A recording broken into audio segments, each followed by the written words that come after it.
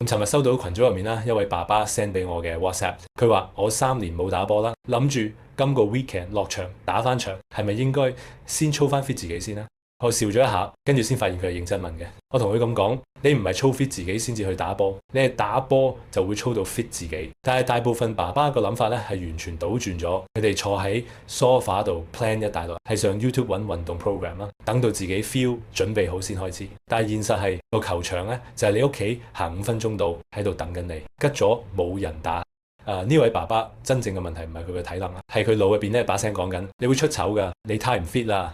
個個都會見到你變咗幾差，有冇覺得似曾相識？踏出第一步嘅真相係你翻嚟打嘅第一場啦，一定會打得唔好，10分鐘咧就會喘晒氣嘅，射波 off 晒，你會徹底 feel 到你嘅年紀。但係就係因為咁咧，你先更加要去做，因為咧最難嗰 part 唔係操 fit 自己嘅，係證明俾自己知你仲可以企出嚟，你仲有籃球嗰團火浪，仲可以行翻入球場嘅，仲係落場嗰個，而唔係坐喺場邊睇嗰個。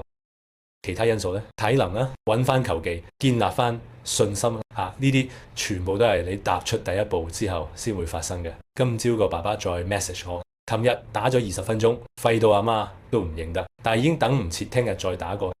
想知點樣最簡單咁踏出翻去球場嘅第一步？我最近開咗一個全新群組，專門幫啲只係想踏出第一步嘅爸爸復出球場。呢個群組唔係免費，但係我包保你入得就一定行到第一步復出球場。留言一，我 send 個群組詳情俾你。我嗰度分享嘅方法已經幫過幾十位爸爸打破坐喺 sofa 冇動力嘅循環啦，揾翻佢哋自己嘅狀態。冇複雜計劃，唔使等到你覺得準備好先，淨係改變一切嘅第一步。加油啊 bro！